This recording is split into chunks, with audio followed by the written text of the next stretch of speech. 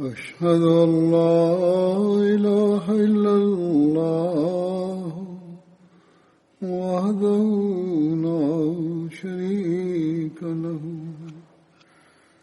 وأشهد أن محمدا عبده ورسوله أما بعد فأعوذ بالله من الشيطان الرجيم بسم الله الرحمن الرحيم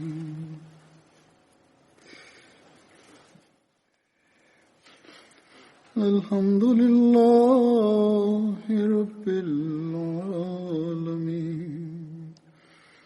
الرحمن الرحيم مالك يوم الدين إياك نعبد وإياك نستعين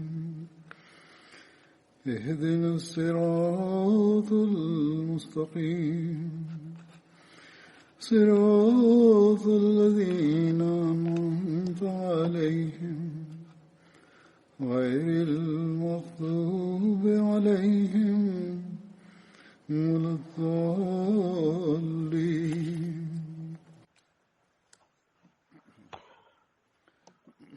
Bugün ben yine Bedri ashablardan bahsedeceğim.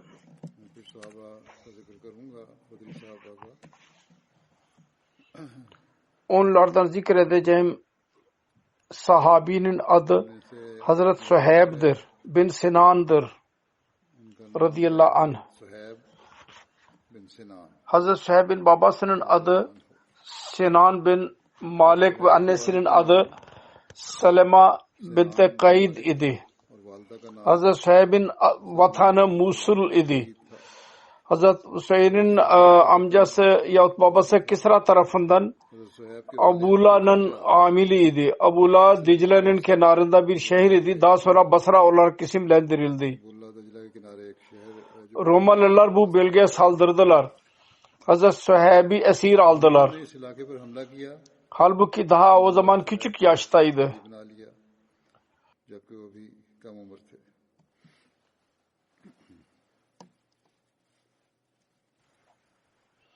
Abul Kasım Mağribi'ye göre Hazret Suheyb'in adı Hümeyra idi.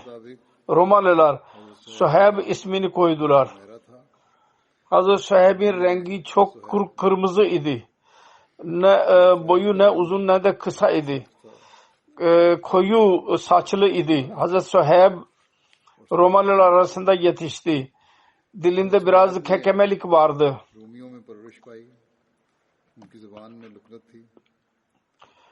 Kalp ona Romalılardan satın aldı ve onu alarak Mekke'ye geldi. Sonra Abdullah bin Cudan onu satın alarak azat etti. Hazret Suheyb Abdullah bin Cudan'ın vefatına kadar onunla beraber Mekke'de kaldı. Sonunda Hazreti Resulullah sallallahu aleyhi ve sellem peygamber olarak ortaya çıktı. Bir rivayete göre Hazreti Suheyb'in evladı diyor ki Hazreti Suheyb yetişkinlik çağına gelince Mekke'ye geldi ve Abdullah bin Cudan'ın halifi oldu. Ve onun vefatına kadar onunla birlikte kaldı. Hazreti Müslim Maud radıyallahu anh onun hakkında şöyle diyor. Bir köle Suheyb idi. Romalılardan satın alınarak geldi. Abdullah bin Cudan'ın kölesiydi. O da onu azat etti. Bu dahi Resulullah sallallahu aleyhi ve sellem'e iman etti ve kendisi için birçok eziyetlerden geçti. Hazreti Müslim Maud radıyallahu anh bu olayı şu konuda beyan etti ki Kur'an-ı Kerim'de vardır ki küffarlar derler ki bu Kur'an Hazreti Resulullah sallallahu aleyhi ve sellem diğerlerden yahut kölelerin yardımıyla hazırlanmıştır. Onun cevabı birisi şudur ki bu köleler Müslüman olmalarından dolayı musibetle ve zulüm sıkıntılarla baş başaydılar. मसाइब Bu köleler, bu sıkıntılar उन्होंने यानी इन गुलामों ने lara girmek için mi Resulullah'a yardım ettiler? मदद करने के लिए सहेड़ने के लिए Daha sonra हज़रत सल्लल्लाहु अलैहि वसल्लम की मदद की थी। yalnız gizli olarak yardım etmekle kalmayıp çok ispat ile zulümlere baş başa göğüs gerdiler. मसाइब और जुल्म बर्दाश्त भी किए। Bunu beyan etti Hazreti Müslim Maud radıyallahu anh. Bu çok çirkin ve temelsiz bir itirazdır. Bu müminlerin Hazreti Resulullah sallallahu aleyhi ve sellem'e inananların इनका Allah-u Teala ve onun Resulüne imanları idi. Ki o onları sabit tuttu. ईमान था, Ve onlar उसने उन्हें Hazreti Resulullah sallallahu aleyhi ve sellem'den İslamiyet'i öğrendiler ve Allah-u Teala'nın dinine inandılar. सीखा, Bu arada bu beyan idi. मान लाए। तो बहरहाल Hazret Ammar bin Yasir diyor ki ben Süheyb'den हज़रत अम्मार बिन यासिर के Süheyb ile Dar-ı Arkam'ın kapısında görüştüm. Resulullah sallallahu aleyhi ve sellem orada teşrif buyuruyordu. Ben sordum. Senin niyetin ne? Süheyb bana dedi ki senin nasıl niyetin ne? Ben dedim ki ben istiyorum ki कि तुम्हारा क्या इरादा है? Muhammed sallallahu aleyhi ve sellem'in hizmetine gideyim ve kendi kelamını dinleyeyim. सल्लल्लाहु अलैहि वसल्लम की खिदमत में हाजिर हूँ। Hazret Süheyb dedi ki ben de aynısını istiyorum. हज़रत Suhaib Hazret Ammar diyor ki biz ikimiz Resulullah sallallahu aleyhi ve sellem'in hizmetine çıktık. हम दोनों Kendisi bizim önümüze İslamiyet'i koydu. Biz İslamiyet'i kabul ettik. हमारे सामने इस्लाम पेश किया, Biz bütün gün orada kaldık. इस्लाम कबूल कर लिया। Sonunda हम सारे biz akşam oldu ve biz oradan gizli olarak oradan çıktık. Hazreti Ammar ve Hazreti Süheyb 20'den fazla insandan sonra bir İslamiyet'i kabul ettiydi. Hazreti Enes beyan etti. Resulullah sallallahu aleyhi ve sellem buyurdu. ने बयान किया İslam olmak रसूलुल्लाह konusunda ilk olanlar 4 kişidir. Ben वाले 4 हैं। Araplarda ilkim. हमने फरमाया कि मैं Süheyb Romalılardan birincisidir. Salman Farislilerden birincisidir. Ve Bilal Habeşistan'da birincidir. Habeşistanlılardan Müslüman olan. हब्श में सब Hazreti Abdullah bin Mesud radıyallahu anh beyan etti. İlk olarak हज़रत अब्दुल्लाह बिन İslamiyet'i ilan edenler 7 kişiydiler. Resulullah sallallahu aleyhi ve sellem फरमाया वो 7 हैं। kendisine şeriat indi. रसूलुल्लाह Ebu Bekir radıyallahu anh को शरीयत दी थी, ve Ammar और अबू बकर, ve onun annesi Sümeyye Ammar ve Süheyb और उनकी ve Bilal भैया ve Mikdad. और Suhaib. Kısacası Resulullah sallallahu aleyhi ve sellem'e Allah-u Teala बस रसूलुल्लाह kendisinin amcası Ebu Talib vasıtasıyla korudu ve Ebu Bekir'i Allah-u Teala'nın kavmi yüzünden korudu. Bu konuda Abu बकर को अल्लाह geçen hutbede ben beyan etmiş bulunuyorum. इस बारे में Ravinin düşüncesidir bu. वजाहत कर चुका हूँ Yoksa कि रावी का ख्याल Hazreti Resulullah sallallahu aleyhi ve sellem ve Hazreti Ebu Bekir वरना radıyallahu anhu hazretleri dahi bu sıkıntılardan geçtiler. रज़ियल्लाहु को Bu zulümlerden biraz korundular başlangıçta fakat daha sonra bu zulümleri baş başa kaldırdılar fakat diyorlar ki müşrikler bunları yakaladılar ve बाकियों को मुशरिकों ने पकड़ लिया। onları kırgın güneşte yakıyorlardı. Hiçbirisi yoktu onlardan ki onlarla इनमें से कोई भी ऐसा न beraber muvaffakat olmasın. Hazreti Bilal dışında. थे Onun nefsi Allah için सवाए Bilal idi ve kavmi için dahi बहसीत हो aynı idi. Onları yakalıyorlardı ये भी ve oğullara veriyorlardı वो उनको पकड़ ve vadilerde gezdiriyorlardı ve o da ehed diyordu her yerde. और बिलाल आहद आहद कहते जाते थे।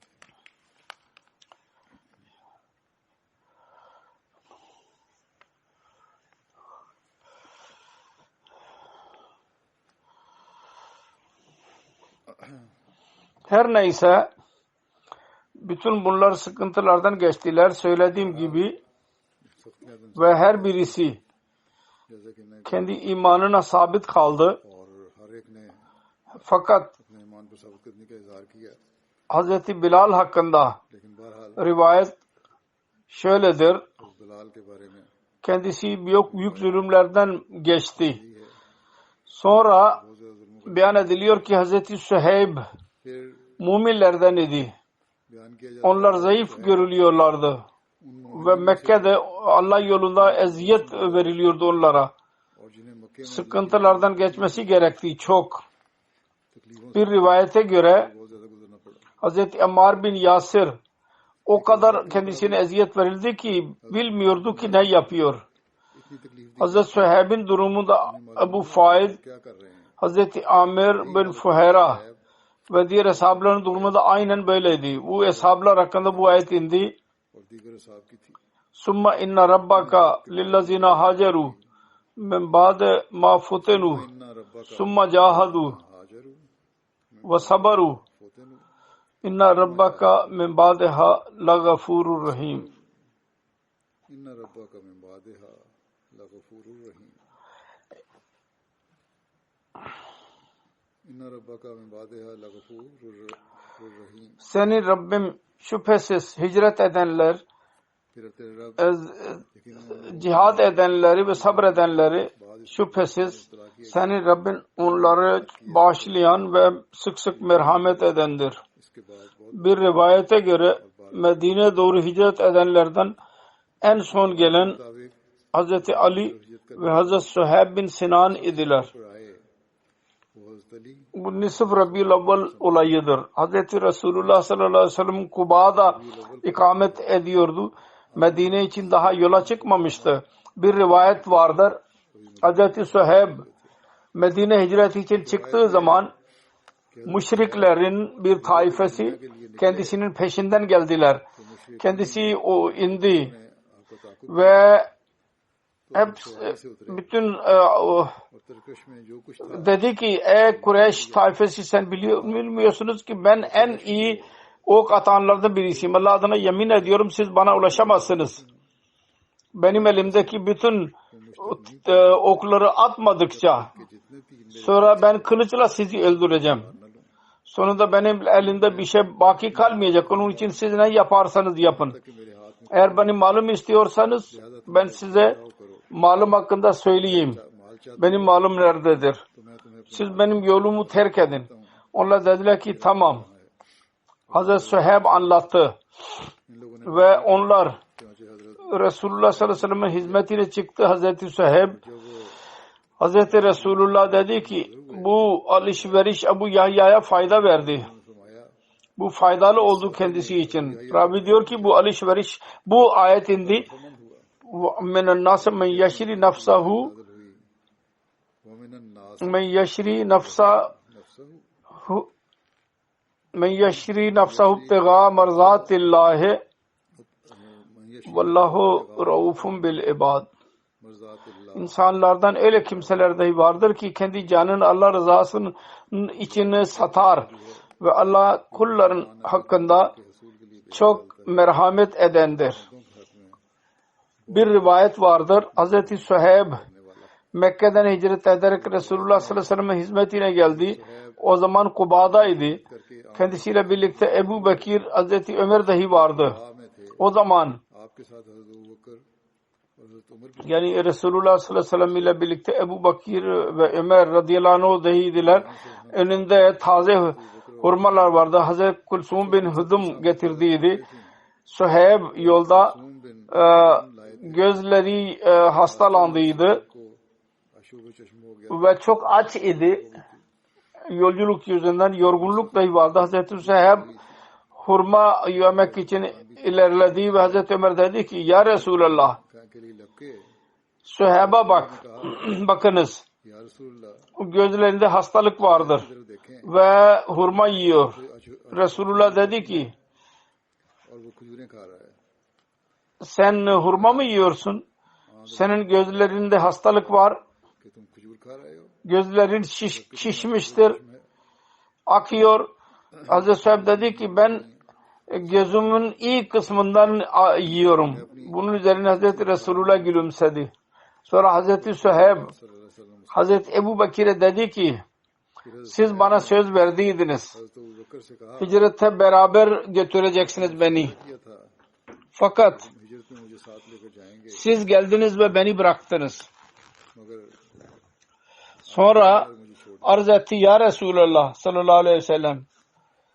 Siz benim beraber götüreceğinizi söylediniz. Fakat siz buyurdunuz ve beni bıraktınız. Kureyş beni yakaladılar. Ve ben kendi canım ve ailem malum vererek kurtuldum. Resulullah dedi ki bu iyi bir alışveriştir. Faydalı. Bunun üzerine Allah-u Teala bu ayet indirdi. وَمِنَ النَّاسِ مَنْ يَشْرِ نَفْسَهُ ابْتِغَاءَ مَرْضَاتِ اللّٰهِ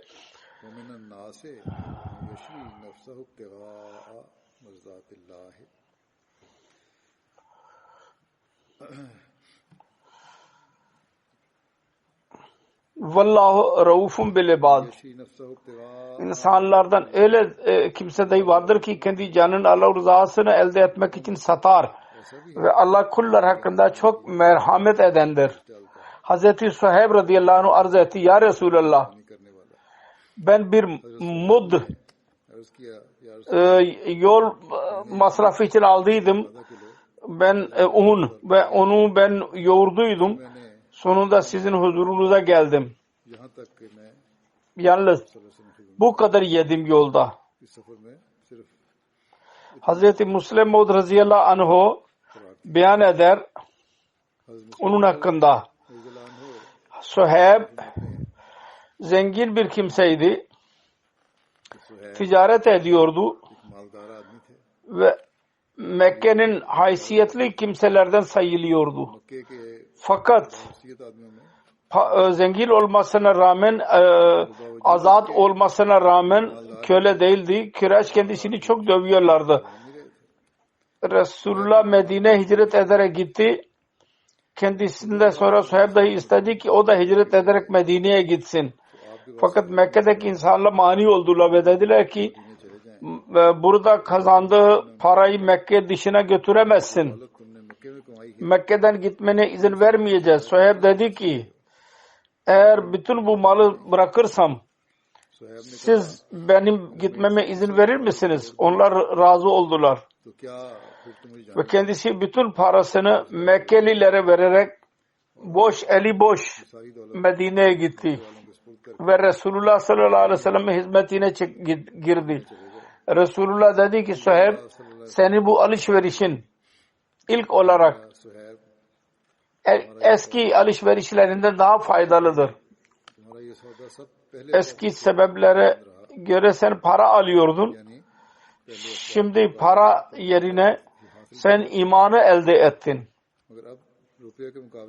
Hazreti Resulullah sallallahu aleyhi ve sellem Hazreti Suheyb'in Mekke'den Medine'ye hicret edişinden sonra onun ve Hazreti Haris bin Simma arasında muakat yani kardeşlik kurdu. Hazreti Suheyb Bedir, Uhud, Handek ve bütün diğer gazvelerde Resulullah sallallahu aleyhi ve sellem ile birlikte katıldı gazvelere. Hazreti Haiz bin Amr'den rivayet vardır. Hazreti Salman, Hazreti Suheyb ve Hazreti Bilal oturuyorlardı insanlar arasında. Onlar da Abu Sufyan bin Harb oradan geçti. İnsanlar dediler ki Allah-u Tebarek ve Teala'nın kılıçları Allah-u Teala'nın düşmanının boyun üzerine işlemedi. Dediler ki sen Kureyşlerin lideri yakında mı böyle diyorsun? Bu söz Resulullah'a anlatıldı.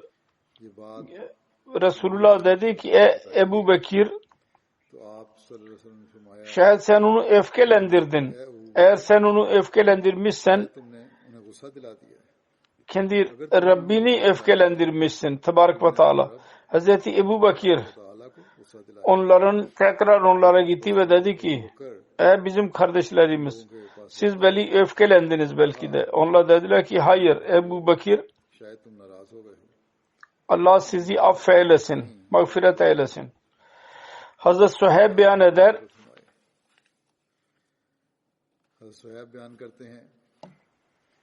कि जिस मार्के में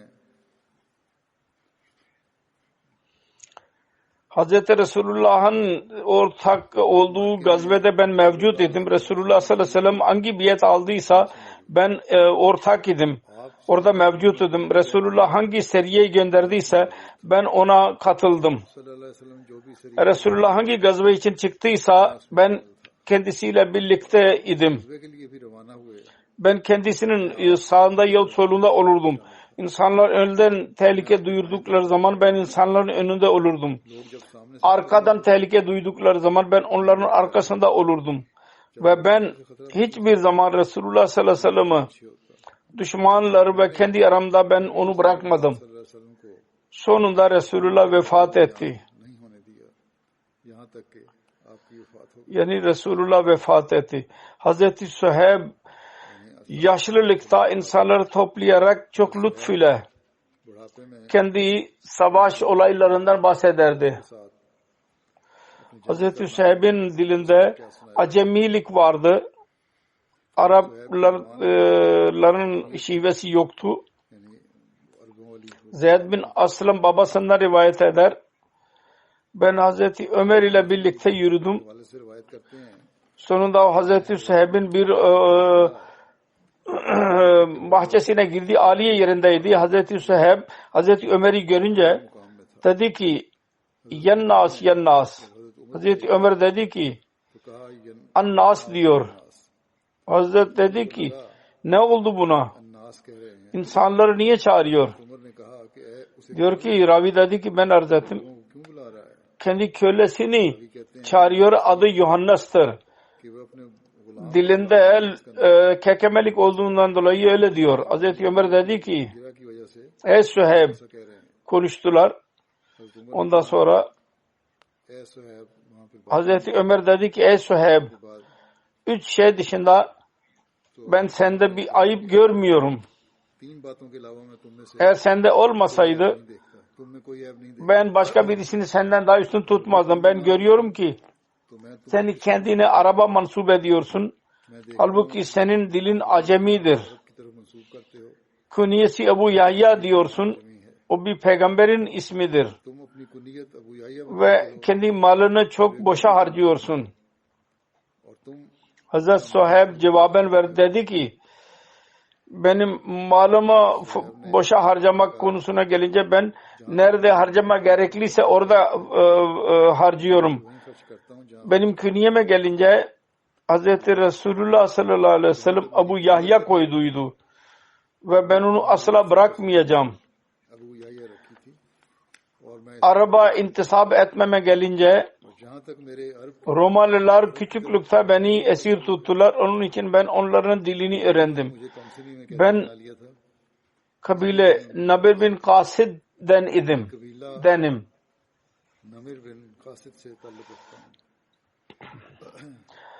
Hazreti Ömer Hazreti Süheyb'i çok seviyordu ve onun hakkında güzel düşünüyordu. Sonunda Hazreti Ömer yaralandı. Kendisi vasiyet etti. Benim cenaze namazımı Süheyb kıldırsın. Ve 3 güne kadar Müslümanlara imam olacak.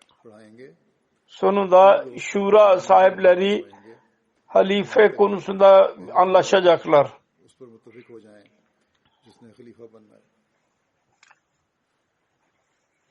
Hazreti Süheyb'in vefatı Şevval 38 Hicri senesinde oldu. Bazılara göre 39 senesinde olduğu vefat yanında yaşı 73 idi. Bazı rivayetlere göre 70 senesiydi. Medine'ye defnedildi. Bundan sonra zikredeceğim sahabi Hazret Sa'd bin Rabi'dir radıyallahu anh. Hazret Sa'd bin Rabi'nin alakası Ansar'ın kabilesi Hazret'in ailesi Banu Haris'ten idi. Babasının adı Rabi bin Amr ve annesinin adı Fuzeyla binti Anaba idi. 2 karısı vardı. Birisinin adı Humra binti Azm. Ötekinin ismi Habiba binti Zeyd idi. Hazret Sa'd bin Rabi'nin 2 kızı vardı. Bir kızı Umme Sa'd idi. Bir yerde Umme Said yazılmıştır. Asıl adı Cemile idi. Hazreti Sa'd bin Rabi cahiliye zamanında dahi yazma okumayı biliyordu. İnsanlar o zaman az biliyorlardı bunu. Hazreti Sa'd Kabula Benu Haris'in nakibi idi. Onlarla Hazreti Abdullah bin Ravaha aynı kabileden nakib idi. Hazreti Sa'd Beyt-i Akba Ula ve Akba Saniye'ye katıldı. Medine hicreti zamanında Hazreti Resulullah sallallahu aleyhi ve sellem Hazreti Sa'd ve Hazreti Abdurrahman bin Avf arasında kardeşlik muahat kurdu. Sahih Buhari'de rivayet vardır. Hazreti Abdurrahman bin Avf beyan eder. Biz Medine'ye geldiğimiz zaman Resulullah sallallahu aleyhi ve sellem beni ve Sa'd bin Rabi'yi kardeş yaptı. Sa'd bin Rabi dedi ki ben ansarlardan zenginim.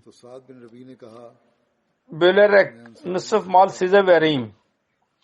Ve benim 2 karım vardır. Siz hangisini isterseniz ben sizin için ondan boşanacağım.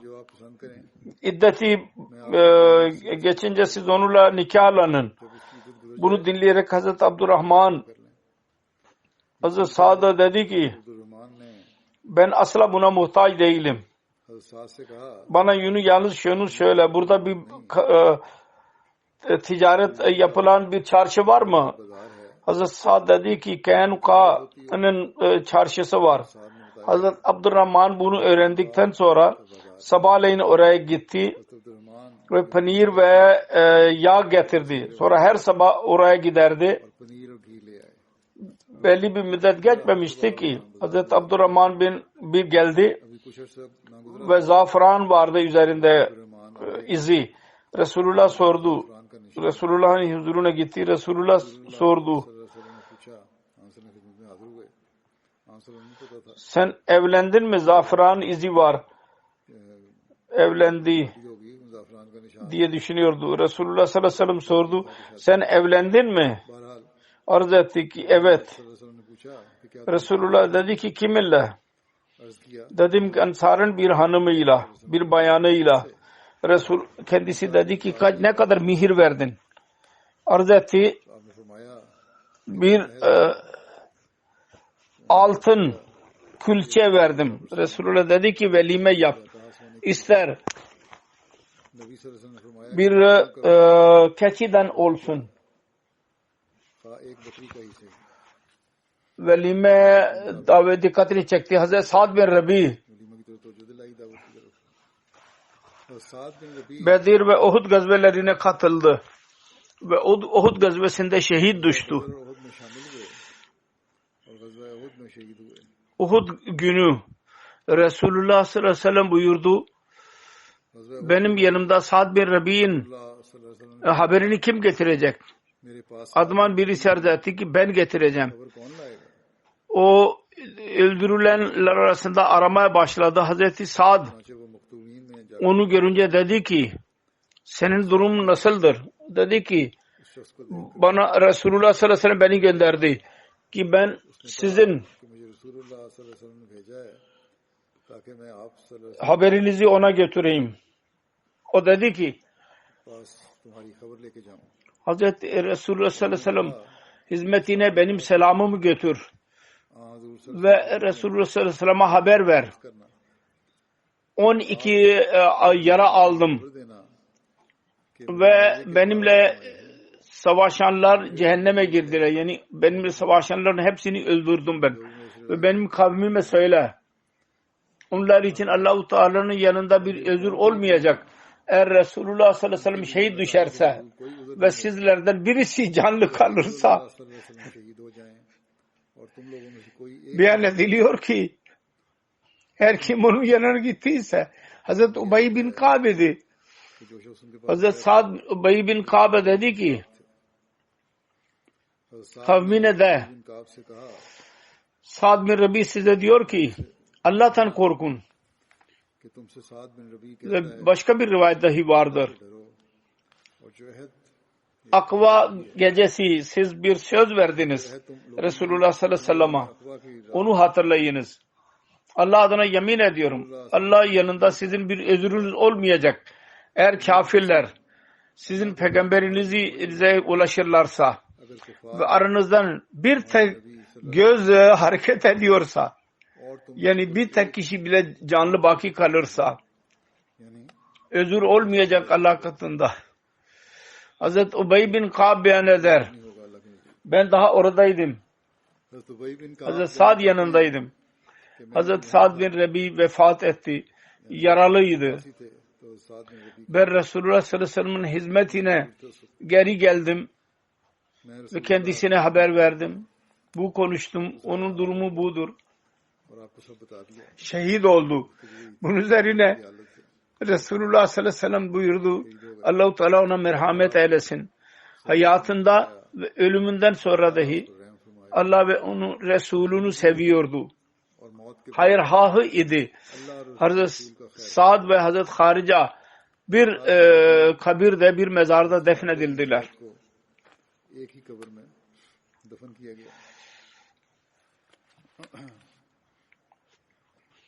Hazreti Sahibzada Mirza Beşir Ahmed radıyallahu anh Ansar'ın bu olayını şöyle yazıyor. Hazreti Resulullah sallallahu aleyhi ve sellem dahi sahadaydı ve şehitlerin naaşlarını arıyordu. O zaman Müslümanların önündeki manzara göz yaşartıcı idi. Savaş bitti. Resulullah sallallahu aleyhi ve sellem yaralıydı. Fakat yine sahaya geldi. Şehitlerin naaşlarını nasıl onları defnedeceğiz ona dikkat ediyordu. Her neyse manzara Müslümanların önünde o kadar korkunç idi ki diyor ki gözlerden yaşlar değil kan akıtıyordu. Toprak içindeydiler. Arapların vehşiyane resmi Musle'nin çirkin manzarasını gösteriyorlardı. Şehit düşmekle kalmayıp müsle edilmişlerdi. Onların uzuvları kesilmişti. Yüzleri çirkinleştirilmişti. Bu öldürülenlerde yalnız 6 muhacir idi. Diğerlerin hepsi Ansar'dan idiler. Kureyş'in öldürülenlerin sayısı 23 idi. Hz. Resulullah sallallahu aleyhi ve sellem kendi amcası ve düş kardeşi Hazreti Hamza'nın yanına gitti. Kendinden geçti. Zalim Hind, Ebu Sufyan'ın karısı onun naaşını berbat etmişti. Belli bir müddet sonra sessiz durdu. Ve yüzünden hüzün belliydi. Bir de tabiatı şuna meyil oldu ki bu Mekkelilere aynı muamele yapılmadıkça onlar ayılmayacaklar, ders almayacaklar. Fakat kendisi doldu, sabretti.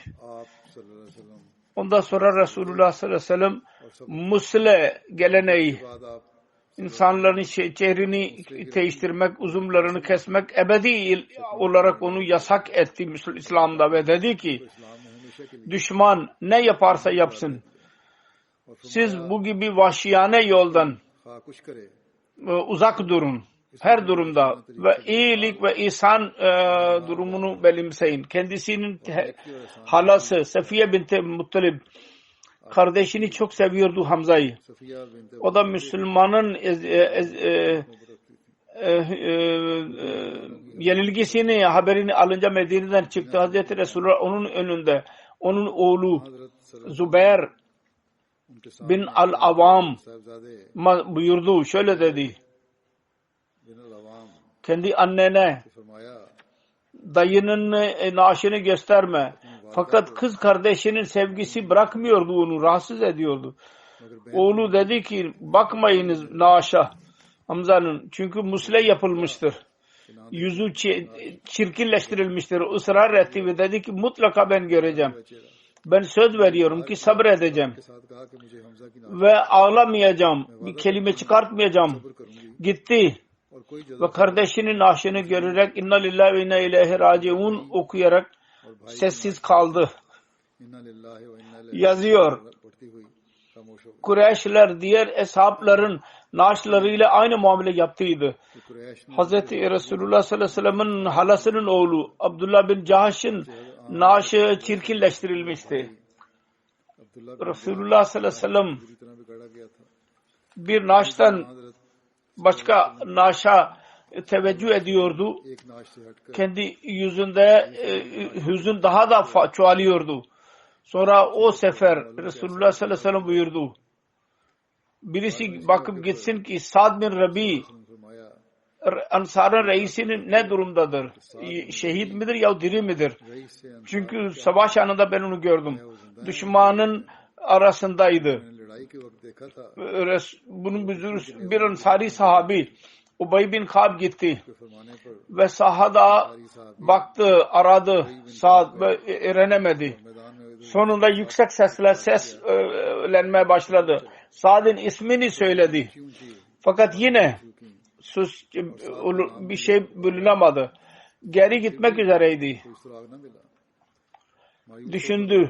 वापस जाने को थे Ben Resulullah sallallahu aleyhi ve sellem'in ismiyle bir sesleneyim. मैंने यहाँ हजरत सल्लल्लाहु अलैहि वसल्लम का नाम लेकर तो पुकारूं शायद इससे पता चल जाएगा Resulullah sallallahu aleyhi ve sellem beni göndermiştir diye seni aramak için. यहाँ हजरत सल्लल्लाहु अलैहि वसल्लम का नाम लेकर Yüksek sesle dedi ki तलाश करने के लिए Sa'd bin Rabi nerededir? Beni Resulullah sallallahu aleyhi ve sellem ona göndermiştir. Bu ses Sa'd'ın canına can koydu. मैंने साद के नीम मुर्दा Ölü gibiydi. Resulullah'ın ismini duydu. Birdenbire canlandı. Canlanlar gibi oldu. वसल्लम का नाम सुना Ve çok yavaş sesle dedi ki kimdir, ben buradayım. मैं चौंक कर मगर निहायत धीमी आवाज में Ubay bin Kab baktı. कौन है मैं यहाँ हूँ Öldürülenlerin yığın arasında Sa'd'ı buldu. O zaman canını çekişme durumundaydı. Ubay bin Kab ona dedi ki मैं जान तोड़ रहे beni Resulullah sallallahu aleyhi ve sellem şu gayle gönderdi ki उससे कहा sizin durumunuzdan kendisine haber vereyim. वसल्लम ने इसलिए भेजा है Sa'd dedi ki हमारी हालत Resulullah sallallahu aleyhi ve sellem'e benden selam söyle साद ने जवाब ve de ki कि रसूलुल्लाह सल्लल्लाहु अलैहि वसल्लम से मेरा सलाम अर्ज करना और कहना Resullere खुदा के रसूल onların tabirleri yüzünden ne sevap veriliyorsa Allahu Teala size o sevap सवाब मिला करता है bütün peygamberlerden daha fazla size versin ve sizin gözlerinizi सारे नबियों से बढ़ चढ़ size rahat versin ve kardeşlerime selam ver Müslümanlara. Bu kavmime de ki भाई मुसलमान eğer aranızdan मेरा सलाम पहुंचाना birisi yaşıyor iken कि अगर तुम Resulullah sallallahu aleyhi ve sellem'e bir eziyet gelirse Allah yanında sizin bir özrünüz olmayacak. Bunu diyerek can verdi Sa'd. तुम्हारा कोई उज़र Hazreti Müslim Maud radıyallahu anh dahi bu olaydan bahsetmiştir. माऊद रज़ियल्लाहु अन्हु ने भी Ve kendi kelimelerinde şöyle beyan etmiştir. Uhud savaşının bir olayıdır. Savaştan sonra Hazreti Resulullah sallallahu aleyhi ve sellem Hazreti Ubay bin Kab'a dedi ki git ve yaralılara bak. हज़रत वही O bakarak Sa'd bin Rabi'nin yanına ulaştı. ज़ख्मियों को देखो O yaralı idi ve son nefeslerini alıyordu. जो सख्त Ona dedi ki आखिरी सांस kendi akrabalara, dostlara मुतल्लिक़ीन और अज़ा mesaj vermek istiyorsanız bana verin. Hazreti Sa'd gülümseyerek dedi ki मुझे दे दें ben bekliyordum ki bir Müslüman buraya gelsin ki ve mesaj vereyim.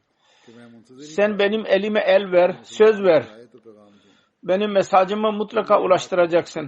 Ve ondan sonra verdiği mesaj şuydu. पहुंचा दोगे Benim kardeşlerim Müslümanlara benim selamımı ver. वो ये था कि मेरे Mesajımı ver. Akrabalarıma, kavmime de ki Resulullah sallallahu aleyhi ve sellem sizin yanınızda Allah-u Teala'nın en büyük güzel emanetidir. Biz canımızla o emaneti koruduk. ईमानत है Şimdi biz gidiyoruz. से इस ईमानत की Bu dünyadan ayrılıyoruz. अब हम Bu emanetin koruması artık size kalmıştır. Öyle olmasın. और इस ईमानत Siz bir zaaf gösterin onun korumasında. Bakın öyle bir durumda में कमजोरी दिखाओ Müslüman diyor ki देखो ऐसे वक्त इंसान bu olayı beyan ettikten sonra böyle bir durumda बयान करते हुए insan zannediyor ki के बाद को देख ben ölüyorum. ऐसे वक्त में ne gibi düşünceler aklına geliyor? Düşünüyor ki कर रहा हूँ benim karım ne durumda olacak? दिल में आते हैं Benim çocuklarıma kim bakacak? Fakat bu sahabe bir mesaj vermedi onlara. Yalnız şunu dedi ki biz इस सहाबी ने Hz. Resulullah sallallahu aleyhi ve sellem'i koruyarak कहा bu dünyadan ayrılıyoruz. हाँ हजरत Siz de dahi bu yoldan geri gelin bize. इस दुनिया से जाते हैं Arkamızda gelin. En büyük iş budur ki Resulullah'ı korumak. Onlarda iman, बड़ा काम है यहाँ से उनकी हिफाजत करनी bu iman gücüydü. Bütün dünyayı alt üst ettiler. Ve Kaysar ve Kisra'nın saltanatlarını devirdiler. और कैसे Romalı Kaysar hayret içindeydi. Bunlar kimleridir? Kisra रोम हैरान kendi kumandanına yazdı. लोग हैं Eğer bu Araplara dahi sen onları yenilgiye uğratamazsın geri gel. अगर तुम इन अरबों Ve elde otur kadınlar gibi.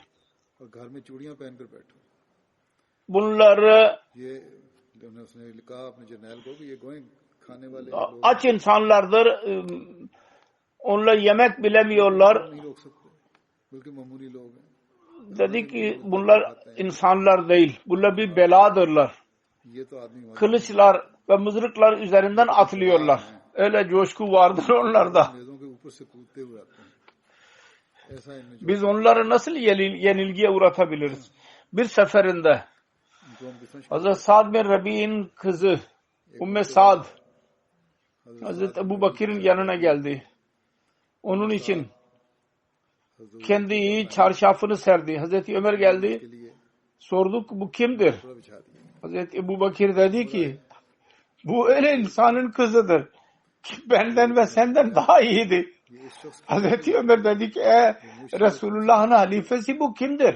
हज़रत उमर ने कहा Hazreti Ebu Bakir dedi ki सल्लल्लाहु अलैहि वसल्लम vefatı Resulullah sallallahu aleyhi ve sellem zamanında öldü कि वो शख्स ve cennete yer buldu. रसूलुल्लाह सल्लल्लाहु Ben ve sen daha baki kaldık. O cennete yer bulmuş oldu. Hazreti Cabir bin Abdullah beyan eder. Hazreti Sa'd bin Rabi'nin hanımı अलैहि करते हैं iki kızıyla birlikte Resulullah'ın huzuruna geldi ve arz etti. अपनी दोनों बेटियों के हमरा हजरत सल्लल्लाहु अलैहि Ya Resulullah sallallahu aleyhi ve sellem bunlar ikisi Sa'd bin Rabi'nin kızlarıdır. सल्लल्लाहु अलैहि वसल्लम O sizinle beraber Uhud günü şehit oldu. Savaşarak ve amcası onların malını aldı.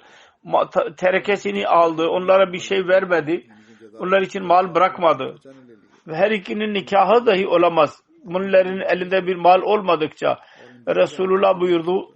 Allah-u Teala bu konusunda karar verecek. आप सल्लल्लाहु Bunun üzerine miras ayetleri indi. अलैहि वसल्लम फैसला फरमाएगा Ayet इस पर मिरास का sonra Resulullah sallallahu aleyhi ve sellem her ikisinin amcasını çağırdı. Ve dedi ki रसूलुल्लाह सल्लल्लाहु अलैहि वसल्लम Sa'd'ın kızlarına Sa'd'ın malının 3'te 1'ini ver. Ve her ikisinin annesine 8'de 1'i ver.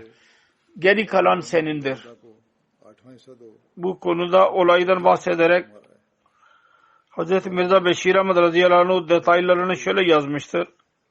Hz. Sa'd bir zengin birisiydi. खात्म नबीयीन में कि हज़रत साद एक मुतवल्लिद Kabilede mumtaz bir yere sahibiydi. Erkek çocuğu yoktu. 2 tane kızı vardı. Ve karısı vardı. औलाद न थी Daha Resulullah sallallahu aleyhi ve sellem'e और बीवी थी क्योंकि अभी तक verese hakkında veraset hakkında yeni bir emir inmemişti ve eski geleneğe, Arap geleneğine göre नहीं हुए थे और सहाबा में कदीम दस्तूर अरब के मुताबिक verese bölüştürülüyordu. दस्तूर था अरब का उसके मुताबिक विरासत Mütevaffa yani vefat edenin erkek çocuğunun olmayışında onun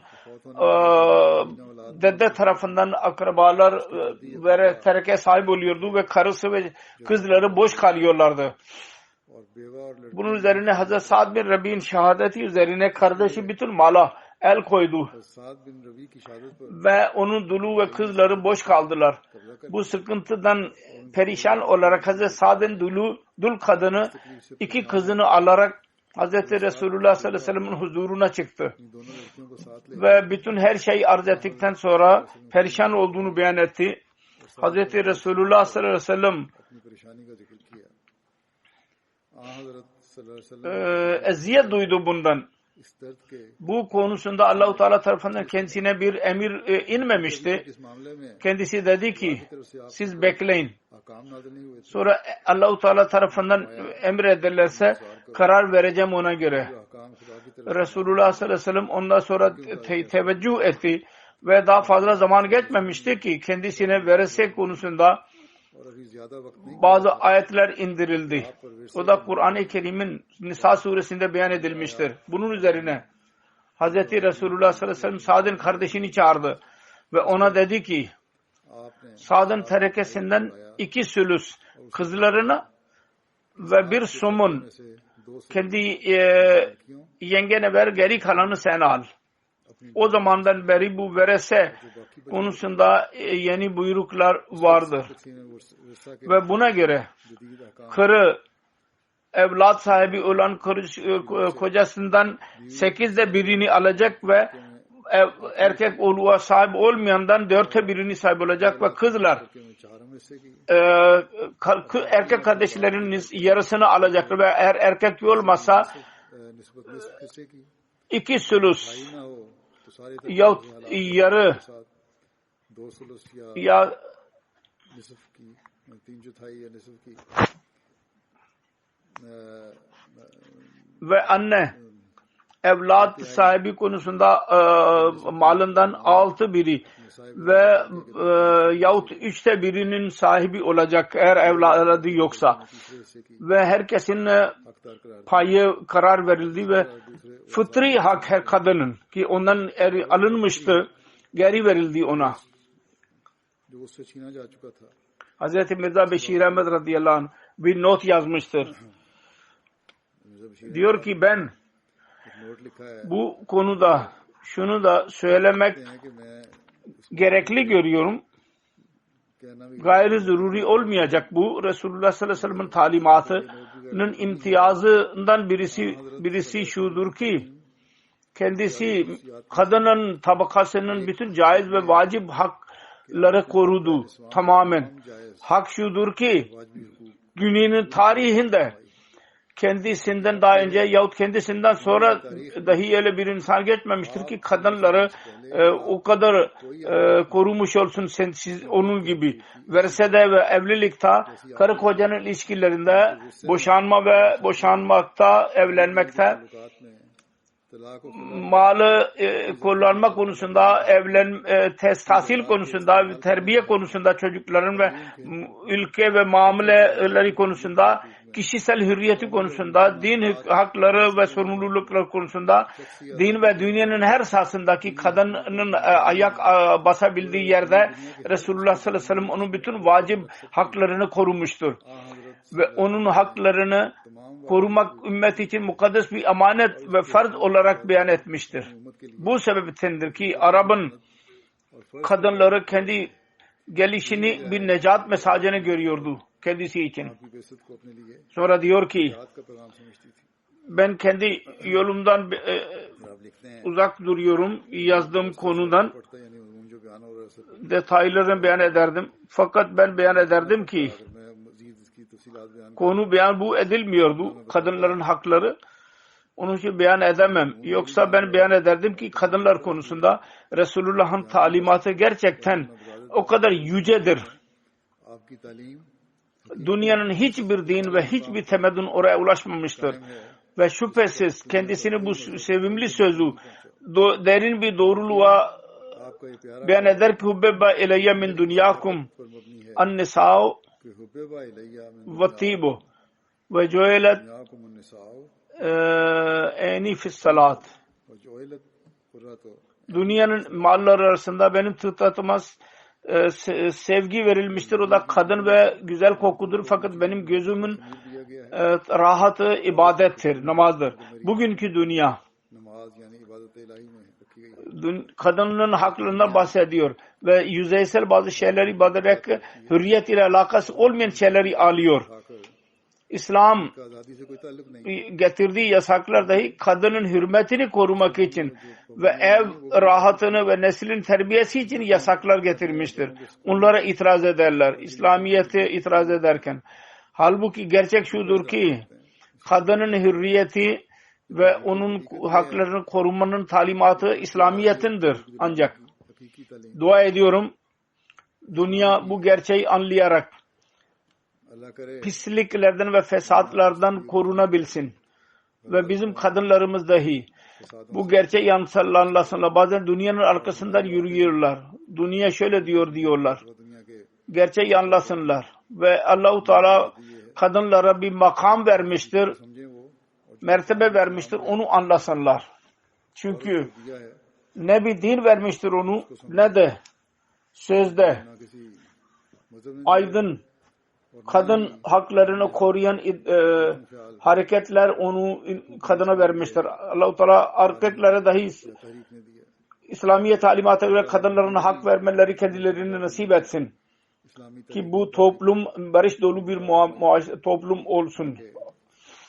Sonra ben özet olarak bugünkü durum hakkında dahi dua için söylemek istiyorum. Dua edin. Allah-u Teala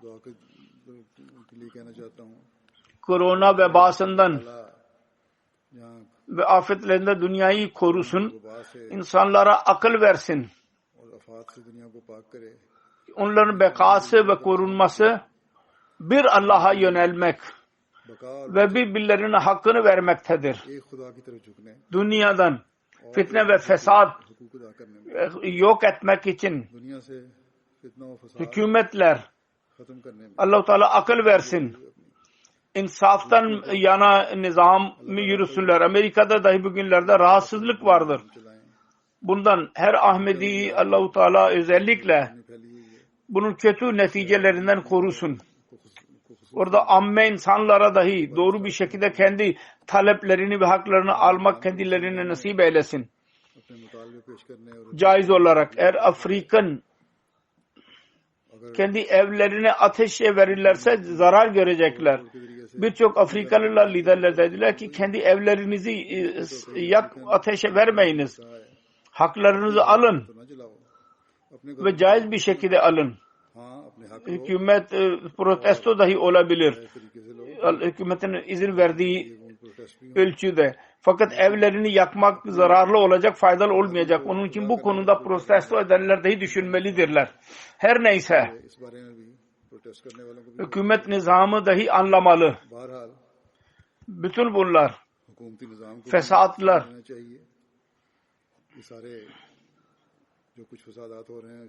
güç kullanarak meseleler hal olmaz. Ve güç kullanmak bütün meselelerin halli değil, çözümü değildir. İnsaf ile bütün vatandaşların hakkını vererek hükümetler yürür. Ülkede barış ve kuvvet olabilir. Bunun dışında olmaz. Ne kadar hükümet güçlü olursa olsun. Eğer ammelerde rahatsızlık varsa insanlarda hiçbir hükümet yerinde duramaz. Dua ediyorum Allah-u Teala dünyada her nerede fesat varsa hükümetler insanların hakkını verenler olsunlar ve kendi hakları için insanlar dahi caiz bir dereceye kadar hükümetlere baskı yapanlar olsunlar. Aynı şekilde Pakistan hükümeti dahi düşünmeli. Yalnız Molla'nın korkusundan Ahmedilere bugünlerde zulüm ve daha fazla çoğalıyorlar eziyetler. Onu yapmasınlar. İnsaf ile, adaletle hükümet yapsınlar. Tarihten ders alsınlar. Ahmediye muamelesini alarak bu konuyu alarak zulüm ederek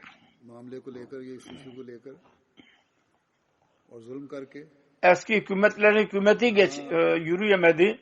Gelecekte de yürüyemeyecektir. Onun için bu düşünceyi bırakın ki biz zulümle hükümeti uzatabilirsiniz. Bu zulüm neticesinde dünyada Ahmedilerin cemaati daha da ilerlemiştir ve gelecekte de inşallah Teala olacaktır. Bu Allah-u Teala'nın işidir ve hiç kimse ona mani olamaz. Her neyse Biz dua ediyoruz. Allah-u Teala her yerde zulüm ve fesadı ve barışsızlığı yok etsin. Ve bugünkü veba vardır, hastalık vardır. Ondan insan sabık ders alarak kendi durumunda değişiklik yapsın. Ve biz Ahmedilere eskisinden daha fazla Allah-u Teala'nın ibadetinin hakkını vermemizi ve kulların hakkını vermeyi Allah-u Teala bize nasip eylesin. Amin ki biz eski Allah-u Teala'nın sevgisini kazanalım ve ilerleyelim. Çarçabuk bir şekilde olduğunu görelim.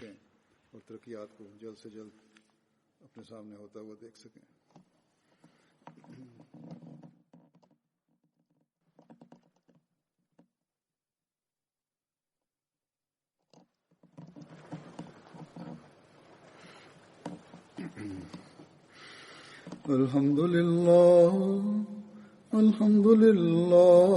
nahmeduhu ve nestainuhu ve nestağfiruhu ve nu'minu bihi ve netevekkalu aleyh ve na'udzu billahi min şururi enfusina ve min seyyiati a'malina. من يهده الله فلا مضل له ومن يضلل فلا هادي له ونشهد أن لا إله إلا الله ونشهد أن محمدا عبده ورسوله عباد الله رحمكم الله إن الله يأمر بالعدل والإحسان وإيتاء ذي القربى وينهى عن الفحشاء والمنكر والبغي يعظكم لعلكم تذكرون اذكروا الله يذكركم وادعوه يستجب لكم ولذكر الله أكبر.